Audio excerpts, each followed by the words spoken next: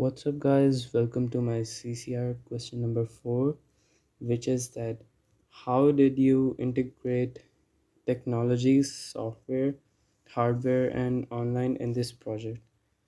And I would like to start off the question with my opinion on it. That firstly, I would like to say that it was very hard because obviously our budget wasn't that high and we couldn't afford many good technological things like we didn't have the best camera, but we did have a good camera.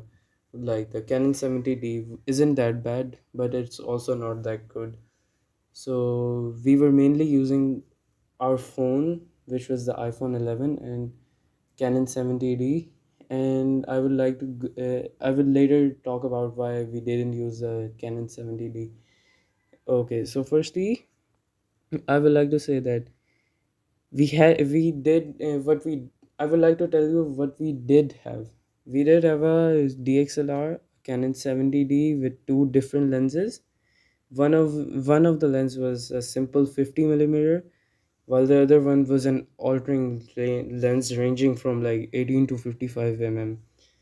However, it was mainly not used because the camera had some malfunctions with its battery, that whenever we were trying to film the video, it it like malfunctioned and it turned the camera off. So probably it had a lot of problems. So we took some shots from the camera, and I throughout the usage of the camera, it wasn't my camera, it was my producer's camera, whose name is Samir, and I can say that I learned to use a camera throughout my media studies session, and it was a good experience. But obviously, as you know, that we couldn't use a malfunctioning camera for our filming sessions, so we had to come up with an alternative option. And that alternative option could be anything, like even a phone. So we ended up using Samir's iPhone 11, which obviously was a new gen phone, and not new gen, it came out 3 years ago, but it's it was very good. So we had to use it for the half of our video, the final project presentation, and the quality was very good. So we ended up using his iPhone 11, and in comparison to the camera, it wasn't that good because I would like to point out that in while we were filming in the dark, we could see the grains on our iPhone 11. But while we were filming in the dark with with our Canon 70D, we could see crystal clear picture form of the video. So obviously it wasn't that good, but we had to use it, and so it went well. And second part that I would like to move on to was the lighting. The lighting was very important for this project, especially in the first minute. You can see that the light bulb that we were using in the three light bulbs that we were using in the intro sequence were on the top of the screen, and we were using them as practical set lighting.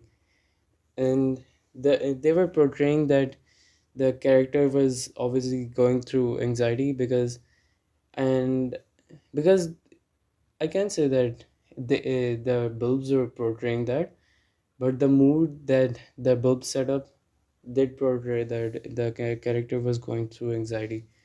So I can say that the lighting played a huge part in our film, and that was the main artificial light. And when we moved on to our second scene, which was in the stadium, we had to use a raw light. And so obviously the lighting wasn't that good in the second scene because we couldn't control it.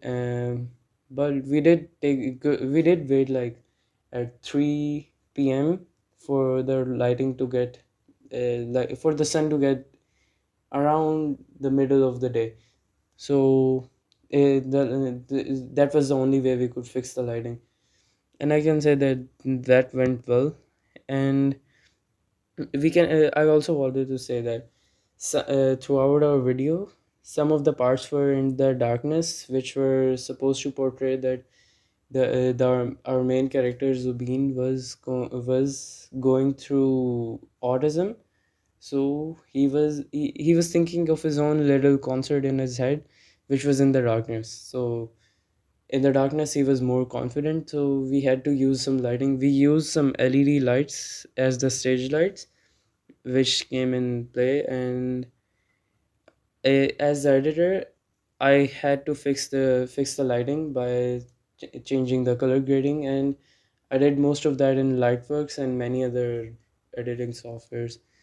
So in conclusion, I can say that we spend a lot of time on our research, and it went well. So that's about it.